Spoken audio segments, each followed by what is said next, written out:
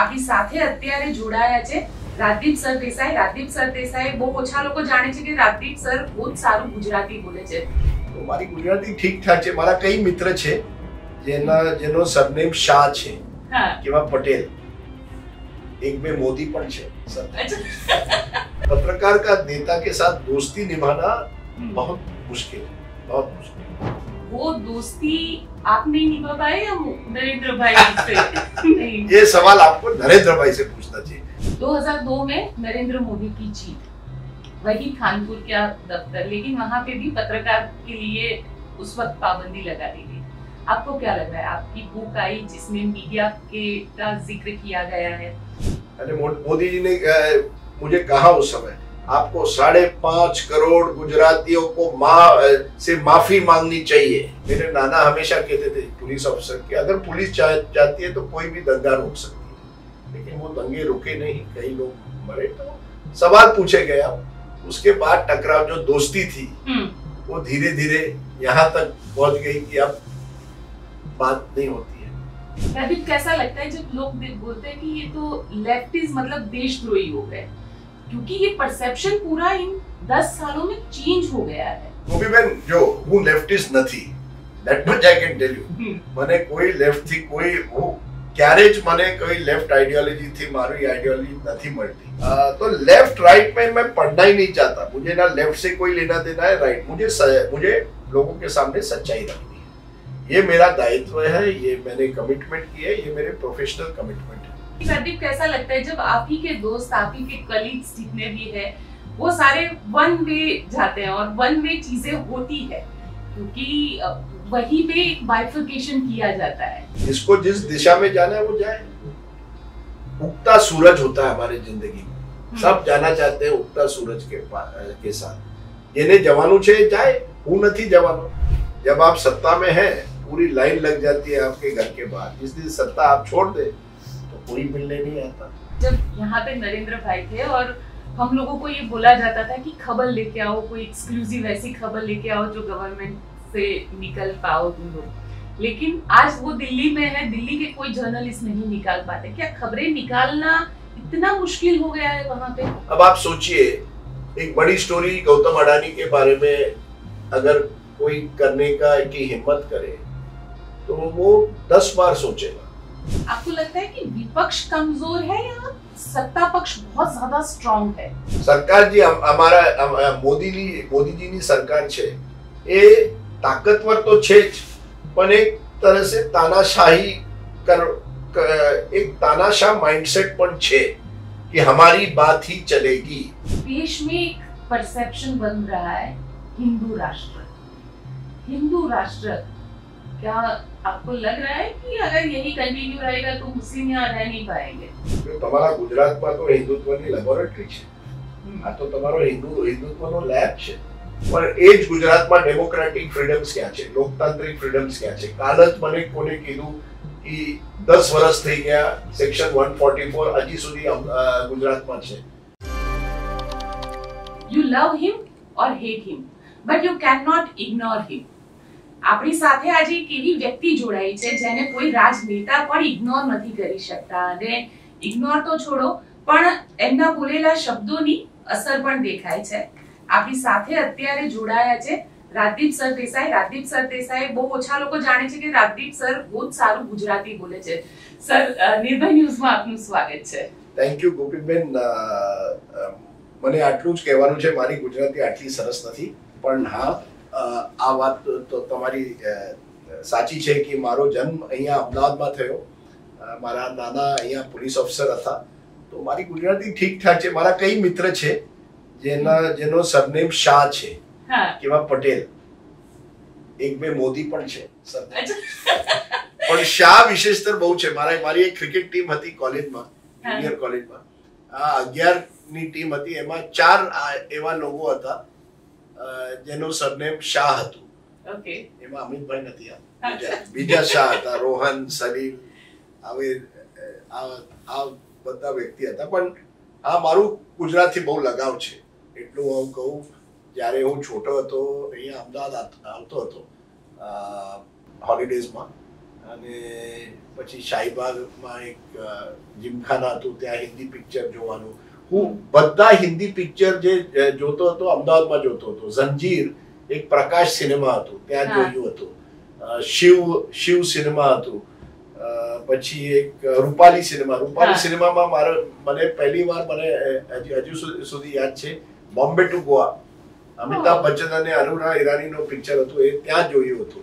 તો મારા બહુ યાદ છે અહીંયા અમદાવાદથી. પણ મારી ગુજરાતી આટલી સરસ નથી, પણ કામ ચલાવ છે. કામ ચલાવ ગુજરાતી, કામ ચલાવ તમે કહો. પણ આ ગુજરાતી પોલિટિશિયન્સ મળે તો શું થાય?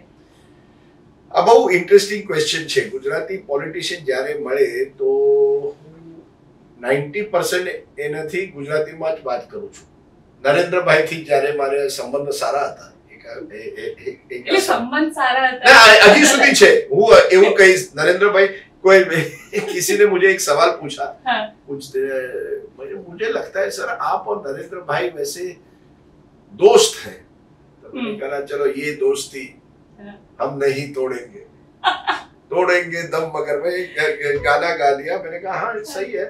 मैं उनको बहुत दिनों से जानता था. 1990 में पहली बार नरेंद्र भाई को मिला था जब रथ यात्रा थी. तो મારા સંબંધ 30 વર્ષ 35 વર્ષથી એને ઓળખું છું. અમે એક બે વાર ગયા હતા આંધ્રા ભવન દિલ્હીમાં જમવા, પણ ગુજરાતી કઢી ચાવલ પણ સાથે ખાય. એક બે વાર वी हैव ईटन टुगेदर. ठीक ठाक संबंध है. नेता कभी आपका दोस्त नहीं होता, वो आपके कॉन्टैक्ट्स होते हैं, आपके सोर्सेस होते हैं. दोस्त नेता से, पत्रकार का नेता के साथ दोस्ती निभाना बहुत मुश्किल है, बहुत मुश्किल. तो वो दोस्ती आप नहीं निभा पाए या नरेंद्र भाई से? नहीं, ये सवाल आपको नरेंद्र भाई से पूछना चाहिए. हमारे लिए सब दोस्त है. મારા માટે બધા દોસ્ત છે. નરેન્દ્રભાઈ હશો, અમિતભાઈ હશો, કોઈ પણ. મને મારા જીવનમાં હું કે કોઈને મારો દુશ્મન નથી સમજતો. આવા પણ વ્યક્તિ છે જેને મારા ખિલાફમાં કઈ કીધું હશે, પણ એને પણ હું દુશ્મન નથી સમજતો. આપણા વિચારમાં મતભેદ હશે પણ દુશ્મની નથી. અને મને હજી સુધી લાગે છે કે મે બી મોદીજી રિમેમ્બર્સ કે આ રાજદીપ જ છે જે મારા સાથે 1990માં રથયાત્રામાં મારા સાથે હતો. જ્યારે ગુજરાતમાં ઇલેક્શન્સ થયા 95માં, પહેલી વાર બીજેપીની સરકાર થઈ. મને હજી સુધી યાદ છે, આપણે ખાનપુરમાં બીજેપીનું ઓફિસ છે, એના વરંડામાં અમે બેસ્યા હતા, ખાખરા ખાતા હતા. અને મેઇન રૂમમાં કોણ બેસ્યું હતું? કેશુભાઈ પટેલ, શંકરસિંહ વાઘેલા, સુરેશ મહેતા, કાશીરામ રાણા, એ બધા મેઇન રૂમમાં. અને નરેન્દ્રભાઈ અને હું વરંડામાં આરામથી ખાખરા ખાતા હતા. એ પણ એને ખબર હશે, he has a very long memory. એ જાણે છે કે શું થયું, કોના સાથે ક્યારે મળ્યા. તો ઇટ ઇઝ चलता है लाइफ में. 1995 से 2002 और 2002 के दंगे, वो आया तब तक पूरा पिक्चर बदल चुका था. केशुभाई से नरेंद्र मोदी सरकार आ चुकी थी गुजरात के अंदर. 2002 में नरेंद्र मोदी की जीत, वही कानपुर का दफ्तर, लेकिन वहां पे भी पत्रकार के लिए उस वक्त पाबंदी लगा दी गई. आपको क्या लग रहा है? आपकी बुक आई जिसमें मीडिया के का जिक्र किया गया है, वही चीज 2002 से लग रही है या ये चीजें 2014 के बाद आपको लगी? तो पहली बात, ये मेरी नई किताब है, आप जरूर पढ़े. अभी हिंदी में भी आई है. डेमोक्रेसी की जीत है हिंदी का टाइटल. ये अंग्रेजी वाला है. उसका 14वां चैप्टर मीडिया पे है. और मैं चाहता हूँ कि सभी दर्शक, कई वाचक जो है पहले मीडिया चैप्टर पढ़ रहे हैं और मैंने भी वही किया था. आप मीडिया में है, बाकी लोगों ने पूरी किताब पढ़नी चाहिए. मोदी जी पर, अमित शाह जी पर, राहुल गांधी पर, सब पर चर्चा है किताब में. आपने मुझे पूछा कि क्या ये 2002 के बाद ये मीडिया और मोदी जी के बीच में एक तरह से टकराव शुरू हुआ. મને હજી સુધી યાદ છે કે 2002માં જ્યારે બીજેપીની સરકાર થઈ અને જે દિવસ બીજેપીનો મોટો જીત થયો, હું ત્યાં જ ખાનપુરના બીજેપી ઓફિસમાં હતો. અને મોદીજી આવ્યા. અમે એવું જ કેમેરા સેટ કીધું હતું. આવો પોડકાસ્ટ જેવો કેમેરા નથી, નોર્મલ કેમેરા હતો. અને ઇન્ટરવ્યુ શરૂ થયો અને બહારથી લોકો દરવાજા ઉપર મારતા હતા, અરે મત કરો મત. અને મારા ઉપર, મારા ખિલાફ નારેબાજી એ બધું ચાલતું હતું અને ત્યાં મોદીજી અને હું મને ઇન્ટરવ્યુ આપ્યો હતો અને मोदी जी ने मुझे कहा उस समय आपको 5.5 करोड़ गुजरातियों को से माफी मांगनी चाहिए जिस तरह से आपने पत्रकारिता की है और ये सब हो रहा है अंदर रूम के अंदर, बाहर लोग दरवाजा मार रहे हैं, नीचे लोग नारेबाजी कर रहे हैं, कुछ तो पत्रकार वहां बाहर से ही निकल गए, इंटरव्यू तो हो गया पर उस दिन मुझे पता चला कि कहीं ना कहीं ये जो उसके बाद जो टकराव मीडिया और एक तरह से मोदी जी के समर्थकों में हुआ वो अभी तक है, क्योंकि उनको लगता है कि हमने मोदी जी के खिलाफ नाइंसाफी की, उनको गलत तरीके से 2002 के दंगों के लिए एक तरह से कटघरे में रखा।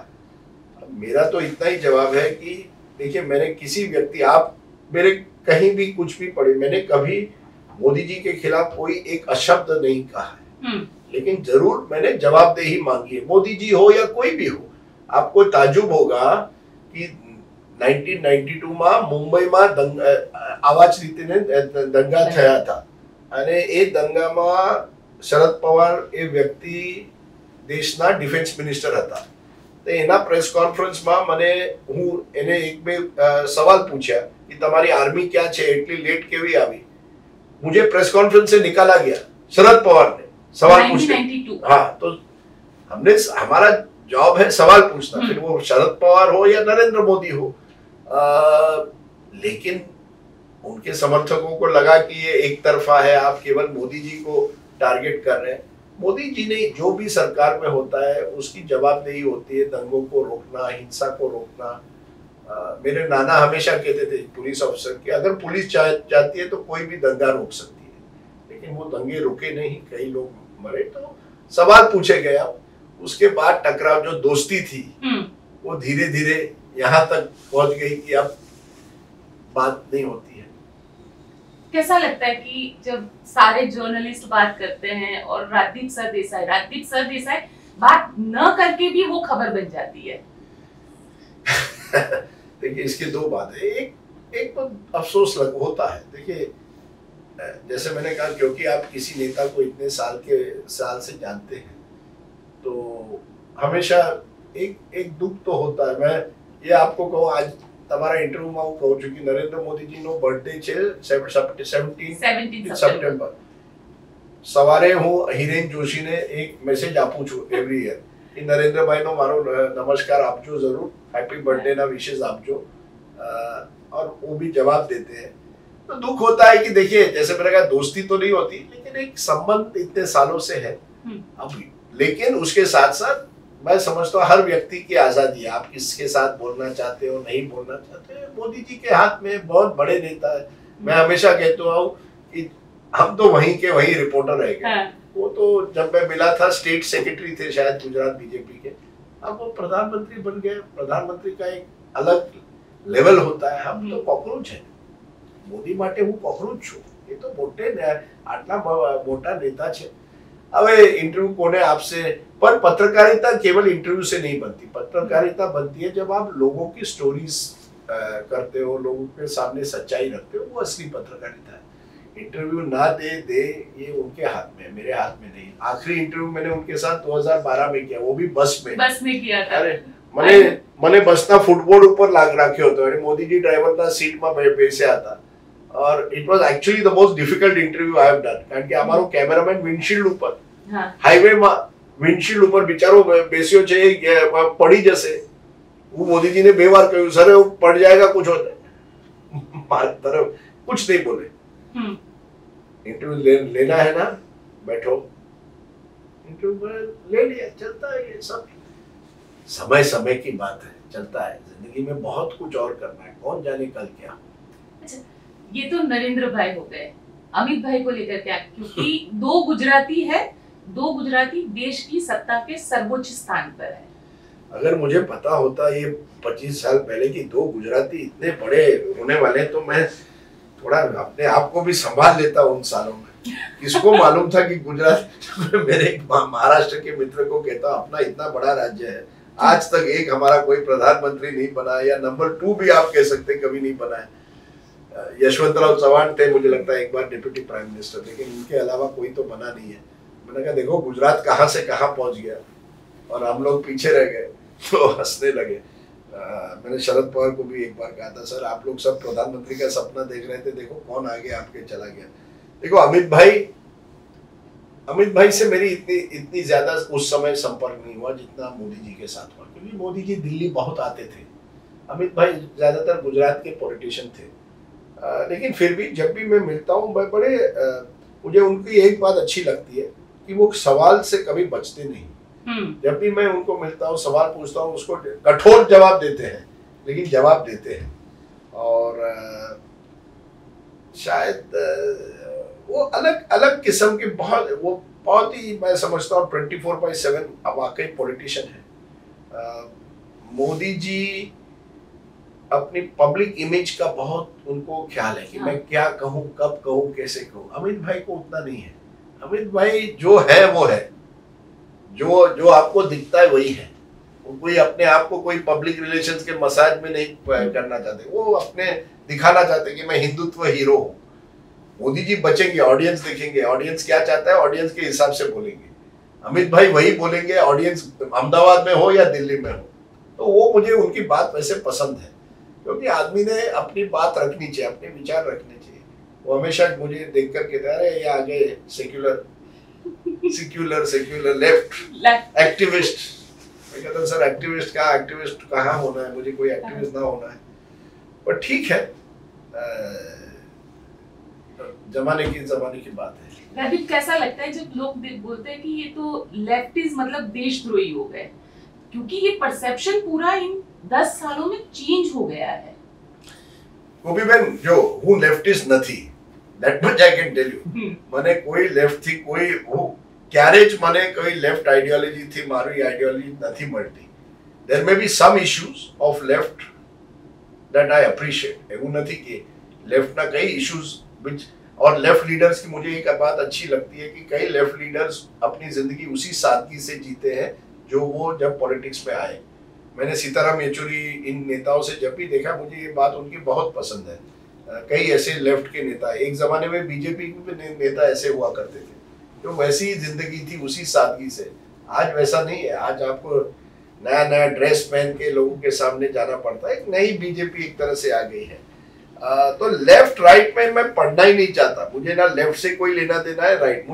मुझे लोगों के सामने सच्चाई रखनी है, ये मेरा दायित्व है, ये मैंने कमिटमेंट की है, ये मेरे प्रोफेशनल कमिटमेंट है। और उसमें अनफॉर्चुनेटली जैसे आपने कहा, अब क्या हुआ ना, आप कुछ भी छोटी सी चीज किसी मोदी जी के खिलाफ कह दे तो लोग कहेंगे आप लेफ्टिस्ट, एंटी मोदी है, एंटी नेशनल है, देशद्रोही है। फिर आप कोई राहुल गांधी के खिलाफ कह देंगे तो राहुल गांधी के लोग कह रहे हैं ये देखो भक्त बन गए हैं, सब बिक गए हैं मोदी जी के साथ। हम फंस गए हैं। अब बीच का रास्ता कैसे निकालना? एक तरफ लेफ्ट, दूसरी तरफ राइट। हम तो बीच के रास्ते से चलने वाले व्यक्ति हैं, पर हम जैसे व्यक्तियों के लिए शायद कम जगह है, क्योंकि लोग चाहते हैं कि आप साइड ले, या तो आप मेरी साइड में हो या फिर आप विपक्ष में हो। बीच का रास्ता अब नहीं चलता है, तो मुश्किल है। पत्रकारों के लिए बहुत मुश्किल है, क्योंकि मैंने जब पत्रकारिता शुरू की थी तो हमें हमेशा कहा गया था कि अपनी जो पहली आपकी कमिटमेंट खबर के पास है, बाद में अपने विचार जरूर रखिए, लेकिन पहली कमिटमेंट खबर के पास होनी चाहिए। मोदी जी ने कई अच्छी चीजें की और मैं जब उनके बारे में बोलता हूँ वो अच्छी चीजें भी रखता हूँ। तो एक एक्टिविस्ट मेरी दोस्त है, उन्होंने मुझे कहा देखो Rajdeep, you have become soft, इतने सॉफ्ट हो गए आप मोदी जी पर।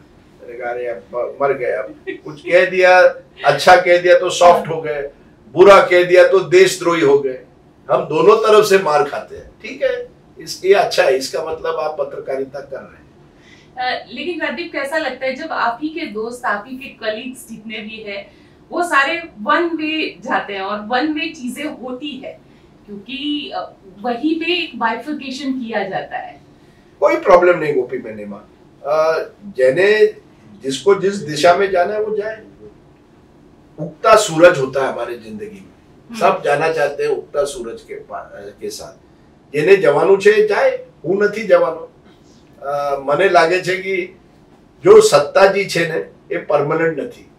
આજ નરેન્દ્રભાઈ છે, કલ કોણ જાણે કોણ હોગા. 20 વર્ષ પહેલા અડવાણીજી અને વાજપેયીજી હતા. કોને ખબર કોણ થશે. મને હજી સુધી યાદ છે, હું એકવાર નરસિમ્હા રાવને મળવા ગયો. એ પ્રધાનમંत्री 91 to 96 હતા. एक 3-4 महीने बाद एक उनके प्राइवेट सेक्रेटरी थे खांडेकर, महाराष्ट्र से थे, तो उन्होंने अपॉइंटमेंट फिक्स की थी. कौवा भी नहीं था घर में, बैठे थे प्रधानमंत्री, ऐसे बैठे थे. प्रधानमंत्री पूर्व प्रधानमंत्री बन गए थे. कोई मिलने नहीं आता था, कुछ नहीं. ये है लाइफ. जब आप सत्ता में हैं, पूरी लाइन लग जाती है आपके घर के बाहर. जिस दिन सत्ता आप छोड़ दे तो कोई मिलने नहीं आता. ये जिंदगी का एक तरह से रिवाज है. उगता सूरज के साथ सब जाते हैं. मेरे जैसे आपने कहा, कुछ पत्रकार साथी भी वही करते हैं. उनको लगता है इससे, कुछ लोग विचारधारा की वजह से करते होंगे, कुछ लोग मुझे लगता है अपना करियर बनाने के लिए.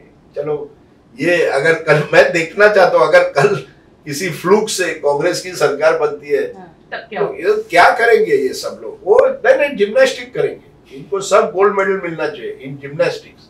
एक तरफ से समरसॉल्ट कैसे करना है इसमें मास्टर है. खासकर दिल्ली के पत्रकार तो और भी बड़े मास्टर होते हैं इसमें. दिल्ली की पत्रकारिता करने में एक खूबी होनी चाहिए कि आपको जिम्नास्टिक्स आनी चाहिए, कैसे आप एक तरफ से दूसरी तरफ जा सकते. लेकिन रणदीप, मुझे याद है कि जब यहाँ पे नरेंद्र भाई थे और हम लोगों को ये बोला जाता था कि खबर लेके आओ, कोई एक्सक्लूसिव ऐसी खबर लेके आओ जो गवर्नमेंट से निकल पाओ तुम लोग. लेकिन आज वो दिल्ली में है, दिल्ली के कोई जर्नलिस्ट नहीं निकाल पाते. क्या खबरें निकालना इतना मुश्किल हो गया है वहां पे? दोनों बातें हैं. हाँ, जरूर खबरें निकालना मुश्किल हो गया है. ब्यूरोक्रेट्स बहुत कम, ब्यूरोक्रेट्स डरते हैं, क्योंकि हमेशा जो कई जो ऑफिशियल डॉक्यूमेंट्स मिलते थे वो ब्यूरोक्रेसी से मिलते थे, वो आजकल मिलते नहीं है. पर उसके साथ साथ मुझे लगता है कहीं ना कहीं, और न्यूज के जो ऑर्गेनाइजेशन है वो भी डरते हैं. અમે આ ખબર લોકોના સામે રાખી તો એનો શું રિએક્શન શું હશે, પીએમઓ નો રિએક્શન શું હશે, સરકારનો રિએક્શન શું હશે. तो एक सेल्फ सेंसरशिप भी है कि आप अपने आप को एक तरह से कंट्रोल कर रहे हैं. नहीं यार, नहीं करेंगे ये खबर. ये भी हो रहा है और ये बहुत कुछ हो रहा है. बहुत बार ऐसे होता है. अब आप सोचिए, एक बड़ी स्टोरी गौतम अडानी के बारे में अगर कोई करने का की हिम्मत करे तो वो 10 बार सोचेगा.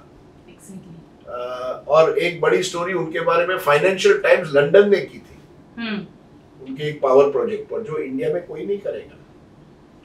मुझे गौतम भाई से कोई ये नहीं है, मैं उनका कोई विरोध, क्योंकि लोग ये भी आपका ये इंट्रोड्यूस करके कहा यार राजनीति तो गौतम अडानी के खिलाफ भी है.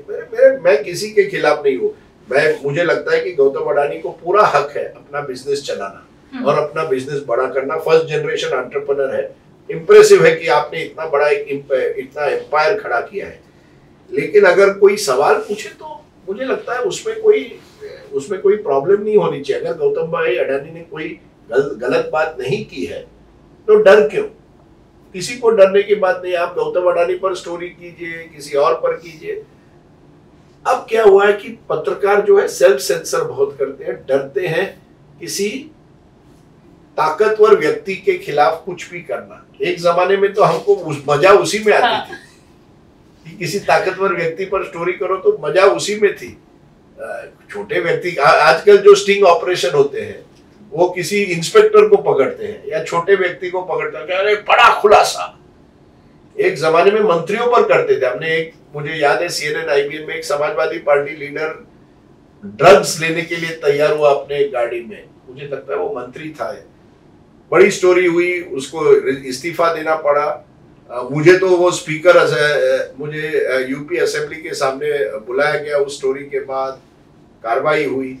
लेकिन कम से कम कुछ तो बड़ा हुआ. एक बड़े मंत्री के खिलाफ आप स्टिंग करो, अगर आपको लगे कि उसमें कुछ दम है, वो बात अलग है. आजकल जो स्टिंग ऑपरेशन भी होते हैं किसी छोटे व्यक्ति के खिलाफ होते हैं. लेकिन सच्ची खबर चलाने पे नोटिस भी मिल जाती है. हाँ, बहुत नोटिस मिल जाती है. मेरे खिलाफ सेडिशन केसेस है, क्रिमिनल डेफेमेशन के केसेस और चलता रहता है. और अब मुश्किल है क्योंकि जिस तरह से कानून है, पत्रकार को बहुत मुश्किल है अब सच्चाई पूरी तरह से लोगों के सामने रखना, क्योंकि इतनी क्षमता हर पत्रकार के पास नहीं है. एक पत्रकार છે उत्तर प्रदेश में, एक મને લાગે છે લેડી રિપોર્ટર હશે, એને એક સ્ટોરી કીધી હતી. લેડી એજન્ટ હે મિડ ડે મીલ ઉપર, સરકારની મિડ ડે મીલ ઉપર, અને એક સારી સ્ટોરી હતી. એના ખિલાફ પણ એફઆઈઆર. તો મેસેજ શું જાય છે કે તમે જો સ્ટોરી સરકારના વિરોધમાં કરશો તો તમે નોટિસ મળશે કે તમારા વિરોધમાં એફઆઈઆર. અને દરેક રાજ્યમાં છે. વેસ્ટ બંગાળમાં મમતા બેનર્જીના વિરોધમાં કોઈને ફેસબુક પોસ્ટ કીધો કે યુટ્યુબ કીધો, એને પણ એના ખિલાફ પણ એફઆઈઆર. तमिलनाडु में अपना एम के स्टालिन की गवर्नमेंट ने किसी एक पत्रकार के खिलाफ इसी तरह से एफआईआर किया. तो ये हर राज्य में होता है और ये बढ़ता चला गया है. फिर वो आम आदमी पार्टी पंजाब में हो, तृणमूल बंगाल में हो, बीजेपी उत्तर प्रदेश में हो या डीएमके तमिलनाडु में, सब सरकार पत्रकारों को किस तरह से काबू में रखे इस पे लगे हुए हैं. लेफ्ट भी केरल में, ये बहुत डेंजरस है और कोई पुशबैक नहीं है. सब चलते, सब कोई उसको चैलेंज करने के लिए तैयार नहीं है. आप कह रहे हैं कि कोई पुशबैक नहीं है, कुछ भी नहीं है, लेकिन एक सवाल मुझे ये लग रहा है कि आपको लगता है कि विपक्ष कमजोर है या सत्ता पक्ष बहुत ज्यादा स्ट्रॉन्ग है? આ બહુ સરસ પ્રશ્ન તમારો છે. આ બંને ચીજે છે. સરકાર જે અમારા મોદીજીની સરકાર છે એ તાકતવર તો છે જ, પણ એક तरह से तानाशाही एक तानाशाह माइंडसेट पण छे कि हमारी बात ही चलेगी, बाकी हम सुनने के लिए तैयार नहीं है, पार्लियामेंट में हो पार्लियामेंट के बाहर हो. दूसरी तरफ विपक्ष भी बहुत कमजोर हो गया है और बिखरा हुआ है. वो विपक्ष के पास कोई कॉमन आइडिया कि हमारे पास कोई विचारधारा हो जिसके केवल मोदी जी के खिलाफ है, उससे आप एकजुट नहीं हो सकते ज्यादा दिनों के लिए. यही तो हुआ दिल्ली में. आम आदमी पार्टी और कांग्रेस 6 महीने पहले एक साथ थी क्योंकि मोदी जी को हराना है लोकसभा में.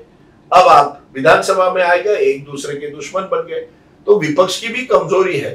लेकिन एक मैं बात कहूं कि विपक्ष का नेता बनना आज बहुत मुश्किल हो गया है इंडिया में, क्योंकि ईडी आपके घर आ सकती है, इनकम टैक्स आपको नोटिस भेज सकती है, आपको डर हमेशा है कि आप जेल जाएंगे नहीं, आपकी बात पार्लियामेंट में नहीं सुनी जाएगी, कैमरा केवल सत्ता पक्ष के लोगों पर फोकस रहेगा, विपक्ष जैसे कुछ कहे कोई उसकी बात सुनेगा नहीं, मीडिया टीवी चैनल्स विपक्ष से सवाल पूछते हैं, सरकार से नहीं.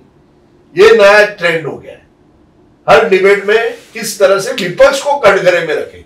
मुझे नहीं लगता किसी और डेमोक्रेसी में इस समय वाकई इतने सवाल विपक्ष से पूछे जाते हैं और इतने कम सवाल सरकार से.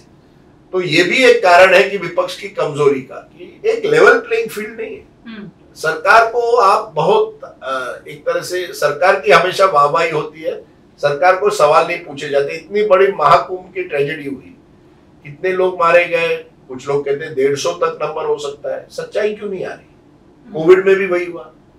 गुजरात જેવા રાજ્યમાં કેટલા લોકોની મોત થઈ, કોણ એનો હિસાબ કોણ આપશે? વિપક્ષ આપશે કે બીજેપીની સરકાર જે ગુજરાતમાં છે? તો આ મોટા સવાલ છે અને એનો કોઈ જવાબ, કોઈ ઉત્તર આપતું નથી. પણ રદીપ, જે યંગ જનરેશન આવી રહી છે અને એમાં પણ રાહુલ ગાંધી હોય, અખિલેશ યાદવ હોય કે તેજસ્વી યાદવ હોય, કે એક આખું જેને કહી શકાય કે જનરેશન ચેન્જ થઈ રહી છે ઓન ઓપોઝિશન સાઇડ. તમને લાગે છે એવું કે જે સત્તા પક્ષને કંટ્રોલ કરવામાં ક્યાંક રાહુલ ગાંધી પણ એટલા સક્ષમ નથી? રાહુલ ગાંધીમાં એ राजनीतिक जी एक आपको राजनीति जब आप करते हो तो आपको उस तरह की राजनीति की एक क्या कहें, एक आइडिया होनी चाहिए, एक सूझबूझ, एक क्लैरिटी, एक स्ट्रेटेजी होनी चाहिए. आपकी स्ट्रेटेजी नहीं है. जैसे मैंने कहा 6 महीने पहले आप आम आदमी पार्टी के साथ रहते हो, 6 महीने बाद उनके विरोध में होते हो. आप कभी कहते हो कास्ट सेंसस, जाति जनगणना करनी है, लेकिन 10 साल पहले आप ही की पार्टी जाति जनगणना के विरोध में थी जब आपकी सरकार थी. आपको स्ट्रेटेजी अपनी क्लियर करनी पड़ेगी. आप किस तरह की राजनीति करना चाहते हो. जैसे मैंने कहा केवल एंटी मोदीज्म पर विपक्ष नहीं चलता. आप कह रहे हैं यंग लीडर्स है, कई जो यंग लीडर जिसका आपने जिक्र किया, मुझे नहीं लगता अभी भी उनमें से कई ऐसे नेता हैं जो मोदी जी और अमित शाह जितने मेहनती नहीं है.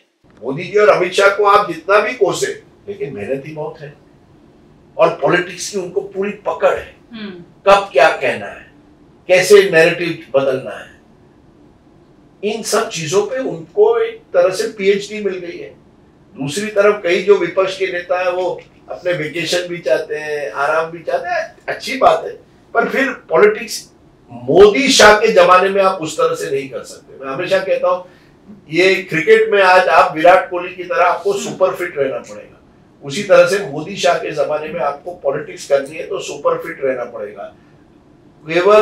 केवल एक दिन आप जग गए और आपने कुछ कह दिया, अगले दिन क्या होता है, आपको कंसिस्टेंट रहना पड़ेगा। एक और सवाल मेरा ये है आपसे कि जब प्रधानमंत्री मनमोहन सिंह थे तब बुक किताब आई थी एक्सीडेंटल प्राइम मिनिस्टर, और जब नरेंद्र भाई है तो नरेंद्र भाई की मतलब उनको सुपर हीरो दिखाते हुए जितनी भी पब्लिकेशन हुई है, ये सारे पब्लिकेशन ऐसे जिसमें उनको सुपर हीरो दिखाया गया, एक सुपरमैन दिखाया गया जो 24/7 काम करता है, देश विदेश में उनका डंका बजता है।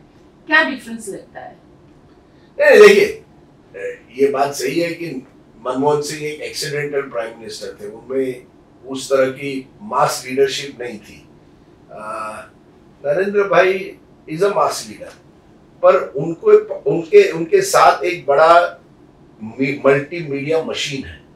उन पर फिल्में बनती है, उन पर टीवी प्रोग्राम बनता है, उनके इंस्टाग्राम पे वीडियोस बनते हैं, उनका एक खुद का वेबसाइट है, उनकी मन की बात है।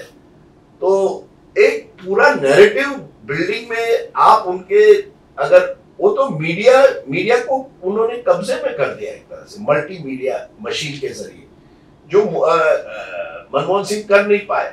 मनमोहन सिंह के जमाने में हम कुछ भी उनके खिलाफ कह सकते थे, वो उन्होंने कभी नाराजगी नहीं जताई, वो तो सबसे ज्यादा प्रेस कॉन्फ्रेंसेस भी लेते थे। ये उनकी, मैं समझता हूँ, ताकत है मनमोहन सिंह जी की। हम हमेशा उनको कहते हैं कमजोर प्रधानमंत्री है नहीं है वो बात अलग है, लेकिन मीडिया से के साथ बार बार रूबरू रखना, उनके सवालों का जवाब देना, ये उनकी ताकत थी। वो अलग जमाना था। मनमोहन सिंह एक अलग तरह के व्यक्ति थे, मोदी जी अपने तरह के व्यक्ति हैं। उनको आप सवाल लेने से कोई क्या मतलब है, इतने बड़े नेता बन गए, बड़े नेता को क्या छोटे सवाल लेने हैं।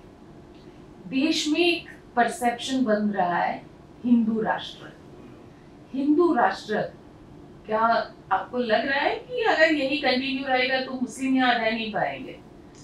તમારા ગુજરાતમાં તો હિન્દુત્વની લેબોરેટરી છે, આ તો તમારો હિન્દુત્વનો લેબ છે। ગુજરાતમાં આર્થિક ફ્રીડમ છે લોકોના પાસે, તમારા ફિઝિકલ ઇન્ફ્રાસ્ટ્રક્ચર બહુ સરસ છે, તમારા રાસ્તા જે છે, બ્રિજીસ જે બને છે, બુલેટ ટ્રેન પણ હવે થવાની છે, એ તમારી, I mean you have to give credit કે તમે ટાઈમ બાઉન્ડ ફિઝિકલ ઇન્ફ્રાસ્ટ્રક્ચરમાં બહુ જોર દીધું છે, ઇન્ડસ્ટ્રીયલ ગ્રોથ થયું છે। પણ એ જ ગુજરાતમાં ડેમોક્રેટિક ફ્રીડમ્સ ક્યાં છે, લોકતાંત્રિક ફ્રીડમ્સ ક્યાં છે? કાલ જ મને કોને કીધું કે 10 વર્ષ થઈ ગયા, સેક્શન 144 હજી સુધી ગુજરાતમાં છે। યુ કેનોટ અસેમ્બલ મોર દેન 4 લોકો એક જગ્યામાં રહી નહીં શકતા, पुलिस परमिशन તમે લાગે છે તો તમે पुलिस परमिशन कोल्ड प्ले ना कॉन्सर्ट માટે દો છો, કારણ કે वो तो मजा है। लेकिन अगर मुझे उसी कहीं कुछ प्रोटेस्ट करना है, टेक्सटाइल वर्कर्स हो या शुगर केन फार्मर्स हो, उनको तो अगर किसान गुजरात में प्रोटेस्ट करना चाहे तो उसको आप अरेस्ट करेंगे, क्योंकि आपके पास इतनी ताकत है। तो मुझे लगता है कि ये एक गुजरात मॉडल की एक कमजोरी भी है। गुजरात मॉडल को हम हमेशा केवल आर्थिक दृष्टि से देखते हैं, लेकिन राजनीतिक दृष्टि से देखें या लोगों के डेमोक्रेटिक फ्रीडम्स की दृष्टि से देखें तो कमजोरियां हैं। आपकी असेंबली बहुत कम दिन चलती है, और अगर कोई विपक्ष का नेता कुछ कहे गुजरात में, उसको आप सस्पेंड भी कर सकते हैं कभी भी। तो ये गुजरात की एक कमजोरी है जो गुजरातियों को जाननी चाहिए। तो ये हिंदुत्व जो आपने जिक्र किया, हिंदू राष्ट्र, क्या हिंदू राष्ट्र का मतलब है कि जो सवाल उठाएगा उसको आप देशद्रोही करार करके एफआईआर उन पर करेंगे? क्या ये भी हिंदू राष्ट्र है?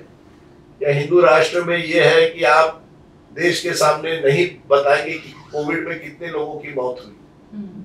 क्या हिंदू राष्ट्र ये है कि महाकुंभ में जब भगदड़ होती है कितने लोगों की मौत हुई? आप नहीं बताएंगे? क्या आप नहीं बताएंगे कि प्राइम मिनिस्टर केयर्स फंड का पैसा कैसे इस्तेमाल किया, किसने पैसा दिया? तो हिंदू राष्ट्र जो है केवल ये नहीं है कि आप केवल मुस्लिम विरोधी राजनीति करके हिंदू राष्ट्र बनाएंगे, ठीक है बनाइए, पर इससे देश आगे नहीं जाने वाला है। देश आगे जाएगा जब यूनिवर्सिटीज और हॉस्पिटल्स की हालत बदलेंगे। गुजरात में यूनिवर्सिटीज की आप हालत देखिए, Why are not more Gujaratis in Infosys और in software sector? कितने आपने सॉफ्टवेयर पार्क्स बनाए गुजरात में, वो भी एक है। केवल फिजिकल इंफ्रास्ट्रक्चर से कोई राज्य नहीं बनता है। तो गुजरात या इफ गुजरात इज लेबोरेटरी, तो उसकी कमियां भी हैं, उसकी कुछ उपलब्धियां हैं, हमें दोनों को देखना चाहिए। आपको लगता है कि जैसे जैसे टेक्नोलॉजी बढ़ रही है वैसे वैसे चीजों को देखने का नजरिया बदल जाता है? क्योंकि आप कह रहे थे कि 10 सेकंड का क्लिप बना के उसको वायरल कर दिया जाता है, या फिर उसी तरीके से, या ऑपोजिशन लीडर हो या प्राइम मिनिस्टर हो, चीजें इसी तरीके से, वहां पे कोई फैक्ट चेक्स नहीं है, कुछ भी नहीं है, और इसी वजह से मीडिया को कंट्रोल करने की कोशिश, बिल लाने की बात हो रही है। देखिए, हर सरकार ने तो कोशिश की है अपनी खुद की एक फैक्ट चेकिंग यूनिट बनाने की। फिर कुणाल कामरा जो स्टैंड अप कॉमेडियन है, वो और कुछ और लोग कोर्ट में गए, कोर्ट ने राहत दी है। बॉम्बे हाई कोर्ट ने कहा ये गलत है, आप इस तरह की फैक्ट चेकिंग यूनिट सरकार नहीं बना सकता और डिसाइड कर सकता है कौन से यूट्यूबर का वीडियो चलेगा, कौन सा नहीं चलेगा, क्योंकि अब सरकार कह रही है हम ऑनलाइन भी पुलिसिंग करना चाहते हैं। यानी कल 2-3 साल बाद अगर हम ये इंटरव्यू कर रहे हैं और सरकार को अच्छा नहीं लगे तो सरकार कहेगी नहीं ये इंटरव्यू नहीं चलेगा, ये टेक डाउन करेगी। तो ये डर तो है ही कि सरकार की, अगर सरकार भी फैक्ट चेकर बन जाए, सरकार को फैक्ट चेकिंग करने की क्या जरूरत है? सरकार के सामने अच्छे स्कूल्स बनाइए, अच्छे अस्पताल बनाए, उस पर आपका टाइम लगाए, हम आपकी वाहवाही करेंगे अगर आप अच्छे स्कूल बनाए, पर वो उस पर आप नहीं चलते। आपका टाइम ज्यादा जाता है मंदिर मस्जिद में या लोगों को धार्मिक दिशा में रखने के लिए, क्योंकि धर्म के नाम पर आप वोट मांग रहे हैं। इतने सालों तक आप कांग्रेस पर इल्जाम लगाते थे और सही इल्जाम था कि कांग्रेस जो है वोट बैंक पॉलिटिक्स करती है, हिंदू बनाम मुस्लिम वोट बैंक की पॉलिटिक्स करते हैं। अब आप हिंदू वोट बैंक की पॉलिटिक्स कर रहे हैं, फर्क क्या है? बस इतना ही कि आपका वोट बैंक ज्यादा है, उनका कम है। आज कौन सा मुस्लिम कैंडिडेट आज हिंदू एरिया से जीत सकता है? Not possible. एक जमाने में आरिफ मोहम्मद खान जो अब गवर्नर बिहार के बन गए हैं, वो मुझे बता रहे थे कि कानपुर में वो चुनाव लड़े थे, बरेच या कानपुर में 1980 में, और वो जीते थे। नंबर 1 और नंबर 2 कैंडिडेट दोनों मुस्लिम थे हिंदू एरिया में, और जो हिंदू कैंडिडेट था उसकी डिपॉजिट जब्त हुई। अब वो हो ही नहीं सकता। आज हिंदू मुस्लिम को वोट नहीं देता और मुस्लिम हिंदू को, कैंडिडेट को वोट नहीं देगा, ऐसी स्थिति आ गई है कुछ इलाकों में देश में। ये हिंदू राष्ट्र है। क्या ये डर की राजनीति है? नहीं, ये हाँ, और ये विभाजन की राजनीति है। ये तो इसी तरह की राजनीति तो अंग्रेज करते थे, डिवाइड एंड रूल, लोगों को बांट दीजिए, तुम हिंदू हो तुम मुस्लिम हो। जाति पर भी डिवीजन हुई है, ये भी बात सही है। आप यादव हो, आप नॉन यादव हो, आप कुर्मी हो, क्या है पॉलिटिक्स की वोट बैंक की राजनीति अब ऐसे चरम पर पड़ गई है कि पूरी आइडेंटिटी पॉलिटिक्स अभी भी उसी पर चलता है ये।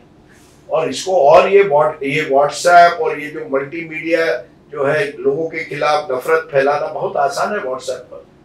मैं एक उदाहरण हमेशा दे रहा हूँ कि व्हाट्सएप पर एक आया था महाराष्ट्र में कि वक्फ बोर्ड जो है सिद्धिविनायक टेम्पल का टेक ओवर करेगा। आप सोचिए उसका क्या लोगों के मन पे असर हो सकता है। बिल्कुल गलत खबर थी। ये गलत खबर आज बहुत रियल टाइम में चलती है, फास्ट फॉरवर्ड हो जाती है। अच्छा, 2024 का जो चुनाव था, उस चुनाव में ये कहा गया कि आरएसएस मोदी को पसंद नहीं कर रहा है और आरएसएस ने हेल्प नहीं किया था, इसीलिए इतना कम सीट्स आए। ये कुछ हद तक सही है, और इसको मुझे लगता है मैंने किताब में ज्यादा उस पर ध्यान देना चाहिए था।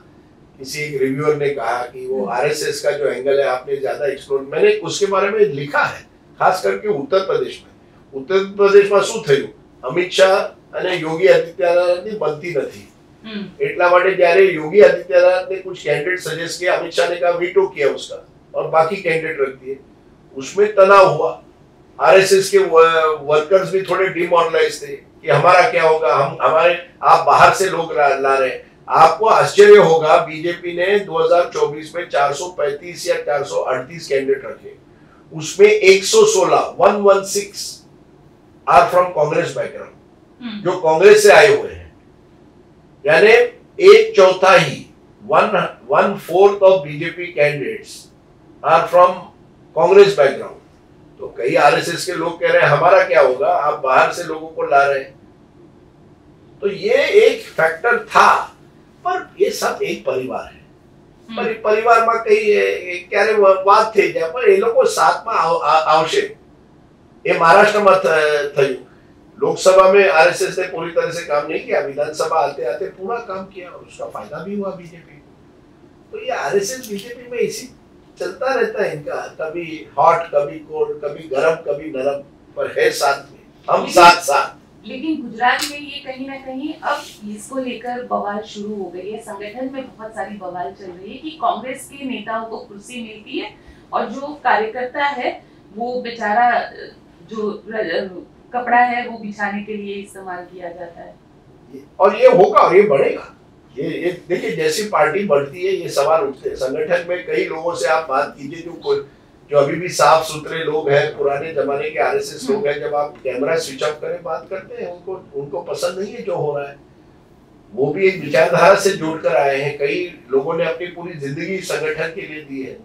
अब आप वो देखते हैं कि लोग पार्टी में आते हैं, मंत्री बनते हैं, पैसा बनाना चाहते हैं, आगे बढ़ना चाहते हैं, पॉलिटिक्स को करियर बनाना चाहते हैं। तो इन सब चीजों के बीच मुझे लगता है ये जरूर एक चैलेंज है। ये आरएसएस बीजेपी रिलेशनशिप को मैनेज करना मोदी जी कर सकते हैं, क्योंकि वो आरएसएस से आते हैं, वो जानते हैं आरएसएस को क्या देना है, कब देना है, कौन सा बटन कहाँ पुश करना है।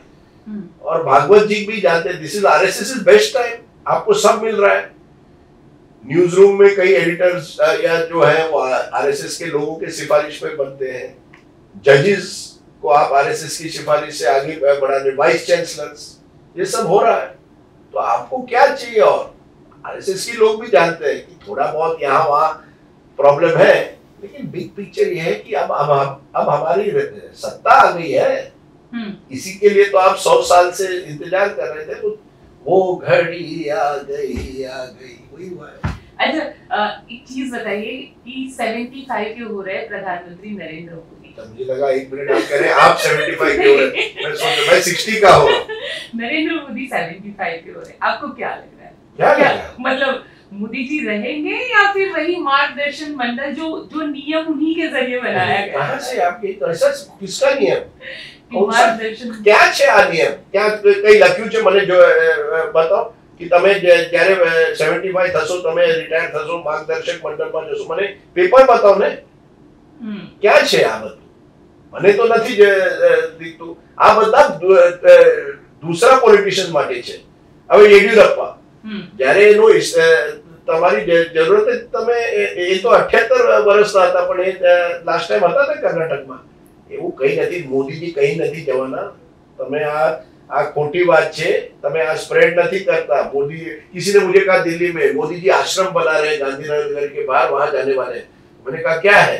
नहीं आप नहीं जानते, वो पूरी संन्यास लेने वाले। मैंने इट्स वेरी गुड यार, बताइए। अभी तो उन्होंने मुंबई में कहा मैं आपको फिर मिलूंगा 2029 में किसी एक कॉन्क्लेव या कॉन्फ्रेंस में। तो मिलते रहेंगे, वो कहीं नहीं जा रहे हैं। ऐसे लोग रिटायर नहीं होते, कहाँ रिटायर होंगे? उनको तो अभी नेहरू जी की रिकॉर्ड तोड़नी है। नेहरू जी 17 साल से प्रधानमंत्री थे, मोदी जी चाहते हैं 17 साल बने, तो 17 साल होते होते 2031 हो जाएंगे, 81 के 81 इयर्स यंग। और उनके चेहरे पर तो मैं लाली देख रहा हूँ आजकल। कुछ करते हैं मुझे लगता है, कुछ स्पेशल ट्रीटमेंट। बहुत उनका चेहरा तो बहुत गुलाबी हो गया है। गुलाबी क्या था वो गाना भी है, उसमें भी गाना है, गुलाबी का गाना है। वो मोदी जी हट्टे खट्टे हैं बॉस, कहीं नहीं जा रहे। गोपी बहन तमें आ ख्याल ना करता, તમારું YouTube पर बंद करी टैक्सी सरकार कि गोपी जी ने कहा मोदी जी रिटायर हो रहे हैं। कहा है प्लीज? एक आखिरी सवाल पूछती हूँ कि आपने कहा कि YouTube बंद कर देंगे, लेकिन एक चीज बताइए, आपने जो चैप्टर लिखा है हिरेन जोशी, सच में आपका ये एक्सपीरियंस रहा है और कि लोगों से सुना है ये चैप्टर जो पूरा लिखा गया, क्या सच में हिरेन जोशी इतना डोमिनेट कर रहे हैं मीडिया को? देखिए हर सरकार करना चाहती है, ऐसा नहीं है कि हिरेन जोशी मोदी जी के पहले 2014 के पहले भी ये नहीं होता था, तब भी होता था, अब भी हो रहा है। हाँ मुझे लगता है, मैंने कई लोगों से बात करने के बाद, बड़े सूझबूझ के बाद, मैंने तो हिरेन जोशी जी से ये भी कहा मैं आपको पूरा क्वेश्चनर भेज रहा हूँ।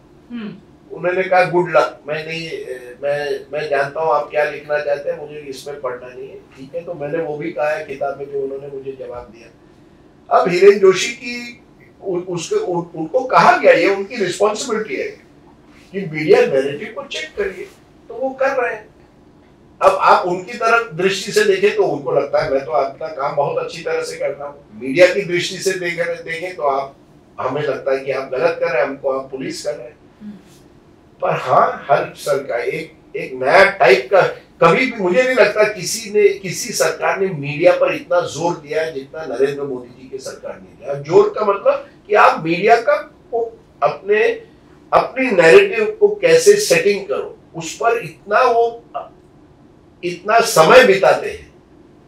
ट्विटर हो, फेसबुक हो, इंस्टाग्राम हो, टीवी हो, किसने क्या ट्वीट किया, कैसे, पीछे का क्या है, पूरी लिस्ट होती है। और प्रधानमंत्री कार्यालय में ऐसे लोग हैं जो आपके कैमरामैन है, एडिटर्स है, प्रोड्यूसर्स है, हर वीडियो को कैसे प्रोड्यूस करना है, हर इंटरव्यू को कैसे दिखाना है, मोदी जी का कौन सा एंगल अच्छा लगेगा, ये सब करते हैं।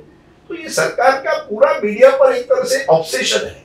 अब ठीक है, इससे उनको लगता है उनको राजनीतिक फायदा हो रहा है। मैं कह रहा हूँ कि ठीक है, दैट इज योर व्यू। पर जब कोई पत्रकार सस्पेंड होता है, ये होता है, या नौकरी से निकाला जाता है, तो अच्छा नहीं लगता है, क्योंकि मुझे लगता है उससे मैसेज गलत जाता है। राजदीप रिटायर होंगे? बिल्कुल, हम तो रिटायर होंगे। अब मेरी बेटी की शादी हो रही है अगले साल, हो सके तो, और मैं चाहता हूँ कि एक नई इनिंग्स खेले लाइफ में। क्या करना है? नहीं, नो वे, वो नहीं करना मुझे। वो मैं नेवर से नेवर, कौन जाने कल आप इसी इंटरव्यू को चलाएंगे जब अगर मैं कहीं राजनीति में जाऊं। पर मुझे मैं उस तरह का व्यक्ति, मुझे उससे पसंद नहीं। मैं चाहता हूं कुछ अलग सा करे, पत्रकारिता चलती रहे। रिटायर तो पत्रकार भी कभी नहीं होता, सच बताए तो। पर मैं चाहता हूँ कि नई सिरे से लाइफ को अगर हो सके, अभी तो मैं 60 हूँ, तो अभी मैं जवान हूँ, 65 पे 70 पे ये सोचेंगे कि रिटायर। अगर मोदी जी 75 पर भी इतना काम कर सकते तो मैं भी थोड़ा बहुत कर सकता हूँ। चलिए सर, हमसे जुड़ने के लिए आपका बहुत बहुत शुक्रिया। Thank you. मारी गुजराती आटली सरस नहीं, नहीं तो नेक्स्ट टाइम हूँ जरूर पूरा इंटरव्यू गुजराती में करीश। पाकू। Thank you Gopi ben, and all the very best to your channel, Nirbhay channel. Thank you so much. निर्भय बनते रहिए।